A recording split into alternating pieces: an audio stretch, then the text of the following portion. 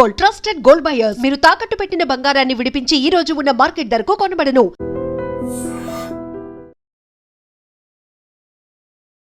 నమస్తే అమ్మా.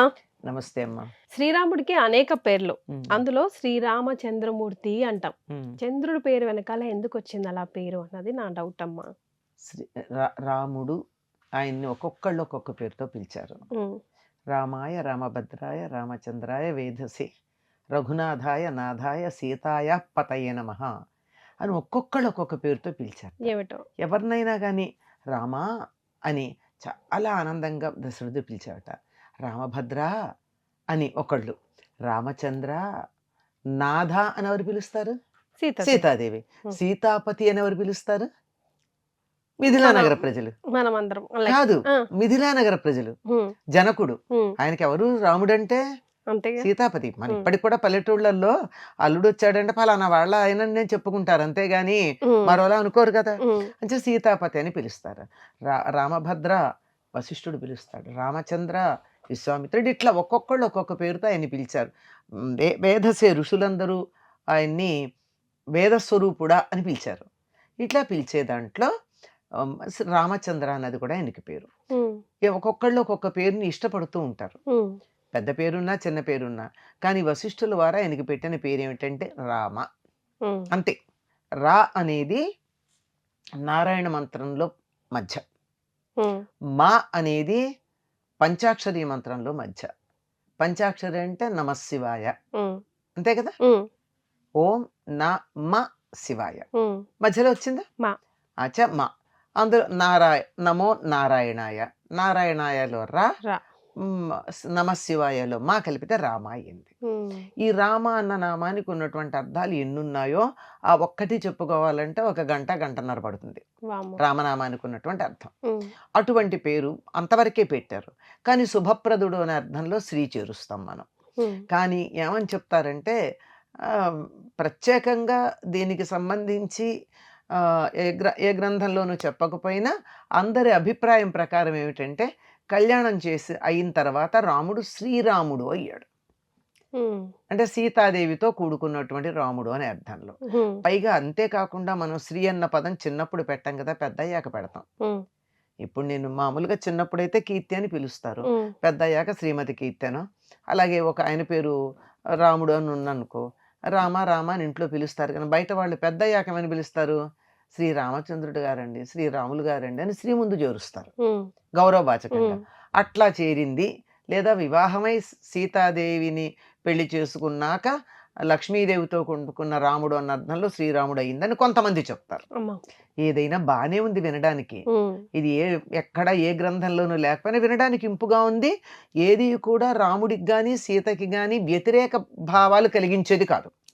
అటువంటిప్పుడు మనకు అభ్యంతరం ఉండదు. ఈ చంద్రుడు అని ఎందుకన్నారంటే ఈయన 16 గుణాలు కలిగినటువంటి వాడు. ధర్మజ్ఞశ్చ, కృతజ్ఞశ్చ, సత్యవాక్యో, దృఢవ్రత అని ఆయన చెప్తాడు కదా 16 లక్షణాలు. ఈ 16 లక్షణాలు ఏమిటి? 17ది ఎందుకు లేదు, 15 ఎందుకు చెప్పారంటే 16 అన్నది పరిపూర్ణతకి చిహ్నం మనకి. మనం పూర్వం కూడా 16 అణాల తెలుగు అనేవాళ్ళం. అంటే రూపాయికి కూడా అణాలు 16. బంగారానికి కూడా అది వరకు లెక్క ప్రకారం ఇప్పుడు గ్రాములు వచ్చాయి, కానీ తులాల లెక్క ప్రకారం అదే లెక్కలు కట్టుకునేవాళ్ళు. 16 వంతే లెక్క కట్టేవాళ్ళు. అట్లా 16 అన్నది మనకి ప్రతిదానికి కళ అనే అర్థంలో 16 వంతుని ప్రధానంగా తీసుకుంటాం. అంటే చంద్రుడి కళలతో పాటు మన కంటికి కనపడే లెక్క ప్రకారం ఉంటుంది అని చెప్పి. అలా పరిపూర్ణంగా ఉన్నాడు గనక, పరిపూర్ణతతో కూడుకున్నాడు కనుక చంద్రుడు అనే పదం దాని తర్వాత చేరింది అని.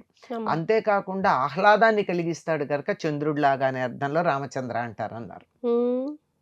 చరి ఆహ్లాదనే అని ఆహ్లాదం కలిగించటానికి ఆ అనేటటువంటి ధాతు ఉన్నప్పుడు అది చంద్రుడు అంటే ఆహ్లాదం కలిగించేవాడు. రాముడు అందరికీ సంతోషం కలిగిస్తాను కనుక రామచంద్రుడు అన్నారు. కాదండి, దీనికి ఒక కథ చెప్తారు. ఇది ఏ పురాణంలో ఉందో కానీ వినడానికి బాగుంటుంది. వాల్మీకి రామాయణంలో అయితే లేదు. చిన్నప్పుడు అందరి పిల్లల్లాగానే రాముడు కూడా అన్ని పేచీలు పెడుతూ ఉండేవాడు. అల్లరి ఏదో ఉంటాయి, కోరికలు ఉంటాయి కదా. చంద్రుడిని చూపించి నాకు చంద్రుడు కావాలి అని అడిగట్టు. ఎట్లా వస్తాడు చంద్రుడు? ఆకాశంలో ఉన్న చంద్రుడు. అందుకని రాముణ్ణి ఎక్కువగా ముద్దు చేసింది కైక. ఇది మాత్రం అనుమానం లేదు, వాల్మీకి రామాయణంలో కూడా ఉంటుంది మనకి. కనుక ఆ కైక ఏం చేసిందిట, ఉమ్. రాముడి కోరిక తీర్చడానికి అక్కడ ఒక చిన్న మ్, నీటి మడుగు లాగా ఉంటే అందులో చంద్రుడి యొక్క ప్రతిబింబం చూపించి, ఇదిగో చంద్రుడు తీసుకోమందిట, చెయ్యి బట్టి ఇట్లా తీసుకున్నట్ట చేతిలోకి నీళ్ళు వచ్చాయట. ఆహా. అందుకని చంద్రుడు కావాలని కోరుకుని ఆ, ఆ కొంత పంతం పట్టాడు గనక రామచంద్రుడు అనే పేరు వచ్చింది అని ఒక కథ చెప్తారు. వినడానికి చాలా అందంగా ఉంది. ఇందులో సత్యం ఎంతైనా కానీ ఇందులో ఇది అబద్ధం అవ్వడానికి అవకాశం ఉంది. దీనివల్ల రాముడికి చెడ్డ పేరు వచ్చింది, రాముడి క్యారెక్టర్కి ఏమన్నా హాని కలిగింది, కైకేయి క్యారెక్టర్కి హాని కలిగింది అని చెప్పడానికి ఏం లేదు గనక మరి. వినడానికి బాగానే ఉంది. అందువల్ల దీన్ని కూడా మనం పరిగణనలోకి తీసుకుని ఆనందించవచ్చు, తప్పేం లేదు. ఉమ్. మనకి అసలు రాముడు అనగానే మనకు శ్రీరామచంద్రమూర్తి అన్న పదమే వచ్చేస్తుంది నోట్లో నుంచి. అవునమ్మా. రామభద్ర అని చాలా తక్కువ మందే వాడతాం మనం, అంతే కదా. రామ శ్రీరామ శ్రీరామచంద్రమూర్తి అని శ్రీరామచంద్ర అంటుంటాం. అంటూ అదేంటి ఒక ఊత పదం లాగా మనందరికీ వచ్చేస్తూ ఉంటుందన్నమాట. శ్రీరామచంద్ర ఆశ్రిత పారిజాత అని కూడా ఉంటుంది. ఉమ్. శ్రీరామచంద్ర కృపాళు భజమన అని భజన ఉంది. ఉమ్. ఇలా అన్ని చోట్ల కూడా రామచంద్ర అన్నది మనకి చాలా తరచుగా వినపడేది. ఒక్కొక్కళ్ళు ఒక్కొక్క పేరుతో పిలిచారు. ఈ పేరు మాత్రం చాలా లోకంలో వ్యాప్తి చెంది Yes. So, అలా వచ్చిందన్నమాట. అలా వచ్చింది. ఈ రామచంద్ర అన్నది ఎందుకు ఇంత ఎక్కువగా వ్యాప్తి చెందింది అనడానికి ఇన్ని కథలు చెప్తారమ్మా. వంశీయులు కదమ్మా, చంద్రవంశీయులు కదా వీళ్ళు. వీళ్ళు సూర్యవంశానికి చెందినవాళ్ళు, ఓహో. సూర్యవంశానికి చెందినటువంటి వాళ్ళు. ఓకే. సూర్యవంశంలో పుట్టినటువంటి చంద్రుడు రామచంద్రుడు. అమ్మ, అప్పుడు ఈ శ్రీరామనవమి సందర్భంగా మనం అందరం కూడా చెప్పుకోదగ్గ తారక మంత్రం ఒకసారి గుర్తు చేయండి అమ్మా. శ్రీరామ అన్నదే తారక మంత్రం అమ్మా. రామ అన్నా చాలు, దానికి ఇష్టమైతే శ్రీ చేరుస్తున్నాం, కానీ రామ అన్నది చాలమ్మా. ప్రత్యక్షంగా గనక మీకు రాముణ్ణి దర్శించుకోవాలి అంటే ముందుగా హనుమ కనపడతాడు, ఆ తర్వాత రాముడు కూడా దర్శనమిస్తాడట. అది త్రయోదశాక్షర మంత్రం ఉంది, శ్రీరామ జయ రామ జయ జయ రామ. ఈ మంత్రాన్ని జపించటం వల్లే తులసీదాసుకి హనుమ ఎదురుగా ఉన్నాడని రామదర్శనం అయ్యిందని చెప్తారు. శ్రీరామ జయ రామ జయ జయ రామ. ఇది 13 అక్షరాలు ఉంటాయి. అసలు రాముడు మరి 16కు సంబంధించిన వాడు కదా, కానీ మరి 13 అక్షరాల మంత్రం ఎందుకు ఆయనకి సరిపోయిందో తెలియదు. కానీ దీనిని 13 లక్షల సార్లు జపించాడట తులసీదాసు, అందువల్ల ఆయనకి రామదర్శనం అయ్యింది అని చెప్తారు. అంతకన్నా ఇంకెక్కువ ఎవరు చేయలేదమ్మా మళ్ళీ ఇప్పుడు వరకు చరిత్రలో 13 లక్షల తర్వాత జపం మనకి తెలియదు. అది ఇప్పుడు అందరు నాకు తెలియనంత మాత్రం లేరని ఎట్లా చెప్తాను. ఎంతో మంది జపించి రామదర్శనం అయిన వాళ్ళు ఉండొచ్చు. వాళ్ళకి ఇక్కడ వాళ్ళ పేర్లు మనకి తెలియాల్సిన అవసరం ఏముంది? మనకంటే నాకు తెలియాల్సిన అవసరం లేదు. కొంతమందికి తెలిసి ఉండొచ్చు, వాళ్ళు ఎవరికీ తెలియకుండా కూడా ఉన్న వాళ్ళు ఉండొచ్చు. రాముడు అలా దర్శనం ఇచ్చిన వాళ్ళు, రాముడిని చూసినటువంటి వాళ్ళు, మేము చూసామని చెప్పిన వాళ్ళు, చూడటమే కాదు వాళ్ళకి రాముడు ఎన్నో రకాలుగా ఉండి తోడ్పడి సహాయం చేస్తే రాముడు మాకు ఇట్లా చేశాడని చెప్పిన వాళ్ళు బోల్డ్ మంది ఉన్నారమ్మా. నేను రాముడిని చూడలేదు కానీ రాముడిని చూశానన్న వాళ్ళని మాత్రం చూశాను నేను. అది ఉంది, అట్లా ఉంది. అంతెందుకు త్యాగరాజుల వారికి కనపడలా? త్యాగరాజే కాదు, రామ విగ్రహాలు ఎత్తుకుపోయిన దొంగలకు కనపడలా? తానీషాకి కనపడలా? ఇంతమందికి కనపడ్డారు. అమ్మ, ఇప్పుడు ఈ శ్రీరామనవమికి ఆయన బర్త్డేనా, లేకపోతే పుట్టిందా, లేకపోతే ఎందుకు కళ్యాణం ఎందుకు చేస్తామని ప్రత్యేకంగా? చైత్ర శుద్ధ నవమి రాముడు ఆవిర్భవించిన రోజు అమ్మా, ఆయన పుట్టినరోజే. మనం కళ్యాణం ఎందుకు చేస్తామంటే దేవతామూర్తులకి కళ్యాణం చేసే సంప్రదాయం ఒక్క సనాతన ధర్మంలోనే ఉంది. పైగా ఎన్నిసార్లు ఏ సందర్భాల్లో చేయొచ్చని మనకి ఆగమ శాస్త్రాలు చెప్తున్నాయి అంటే, ఒకటి వారి నిజంగా కళ్యాణం జరిగిన తిథి, రెండోది వాళ్ళ జన్మ పుట్టినరోజు, ఇంకొకటి ఏదైనా దేవాలయ స్థాపన జరిగితే ఆ దేవాలయ స్థాపన సందర్భంగా చేసేటటువంటిది, ఆ తరువాత యజ్ఞయాగాది క్రతువుల్లో చేసేది, లేదా ఎవరైనా మొక్కుకుంటే చేసేది. ఈ 5 సందర్భాల్లోనూ దేవతామూర్తులకి కళ్యాణం చేయవచ్చు అని ఆగమ శాస్త్రాలు చెప్తున్నాయి. వీటిని ఏమంటారంటే శాంతి కళ్యాణము అంటారు. కోరికల కోసం కాదు, కోరికలకు చేస్తారు అంతే. జగత్తుకి శాంతి కలగడానికి, విశ్వశాంతి కోసం చేసే కళ్యాణం.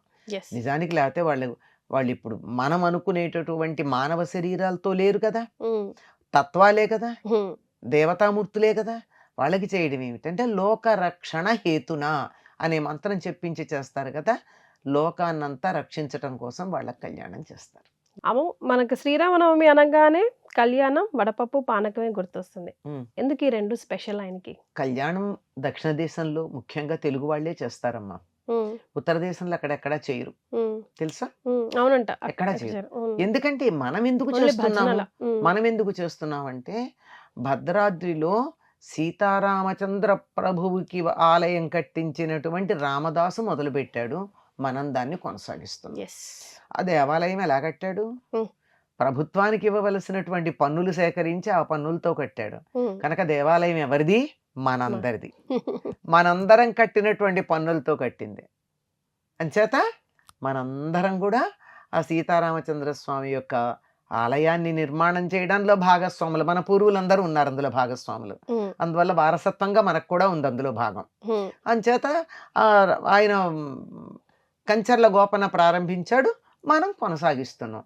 ఆ ఆలయానికి సంబంధించినటువంటి సంప్రదాయమే ఇదంతే.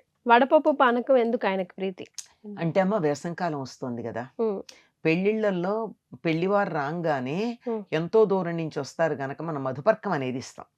మధుపర్కం అంటే బట్టలు అనుకుంటాం, కాదమ్మా, తేనె కలిపినటువంటి పెరుగు గాని పాలు గాని ఇస్తారు అలసట తీరడానికి. ఇప్పటి కాలంలో వెల్కమ్ డ్రింక్, వెల్కమ్ ట్రీట్ లో ఏమి ఇవ్వాలి? కూల్ డ్రింక్ ఇవ్వాలి కదా, అందుకని పానకం ఇస్తారు. పానకం అంటే ఒట్టి బెల్లం నీళ్లు కాదు కదా, బెల్లం నీళ్లలో యాలకులు, మిరియాలు అవన్నీ కలిపి ఇంకా కొంచెం శుంఠి పొడి, శుంఠి అందుబాటులో లేకపోతే కాస్త అల్లం బాగా దంచి వడగట్టి ఇవన్నీ అందులో కలుపుతారు. ఎందుకంటే ఎక్కువ బెల్లం నీళ్లు తాగితే కొద్దిగా పైత్యం చేసే లక్షణం ఉంది, అందువల్ల ఏలక పొడిను మిరియాలు వేసి చేస్తారు. సో అట్లా వచ్చిందన్నమాట. అలా వడపప్పు కూడా తినంగానే వెంటనే శరీరానికి బలం కలుగుతుంది. ఏ దేవతామూర్తుల కన్నా పెట్టే వడ అన్న పదంలోనే అర్థం ఉంది, అంటే ఎండ దెబ్బ అని. వడపప్పు అంటే ఎండ దెబ్బ తగలకుండా కాపాడేది. చాలా సంతోషం అమ్మా, అనేక విషయాలు తెలుసుకున్నాం మనం ఈ వీడియో ద్వారా. ధన్యవాదాలు. And for more videos, please subscribe to iDream. Please subscribe to iDream. Please subscribe iDream. And please subscribe to iDream. For more videos, subscribe to iDream. please like, share and subscribe to the channel. Congratulations, iDream. Subscribe to iDream. Subscribe to iDream. So subscribe to iDream Media. iDream ki iDream team andarki huge congratulations. Please subscribe iDream Media. Please subscribe to iDream. Subscribe iDream. Please subscribe to iDream. iDream అంటే నా కళల channel subscribe చేసుకున్న నోరు తిరుగుతలేదు, మీరైతే గంట గుర్తు కొట్టండి. For more such videos, please subscribe to iDream. Subscribe to iDream. Please subscribe to iDream. Please subscribe iDream Media. Please do subscribe to iDream. Please subscribe to iDream Media. For best entertainment and information, please subscribe iDream. And don't forget to subscribe to iDream.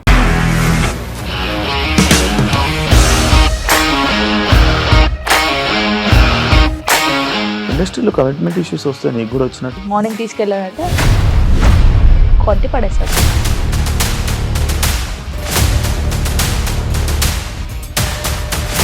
ఒక్కళ్ళు కూడా చూడలేదు ఈ cinema అని చెప్పడానికి కూడా చాలా ధైర్యం కావాలి. అది నిజం కదా, దాంట్లో ధైర్యం ఏంటి? ఇది నెక్స్ట్ డే ప్లేట్ మార్చేస్తే తప్పు కదా. As of now, we are comfortable this అని నేను అనుకుంటున్నాను. రష్మిక గారిది మీది ఒకే ఊరు అంట కదా. నీకు కోపం వచ్చిందంటే బాగా తిట్టేత్తరా? తిట్టేద్దామండి. నిజంగా గేమ్ ని ఎలా చేంజ్ చేయగలిగారు? ఏపీఎస్ఎఫ్సి వాళ్ళకి 6 నెలల్లో నేను 6 లక్షలు కట్టా. బిజినెస్ చేయాలనుకుంటే it is as difficult as riding a tiger.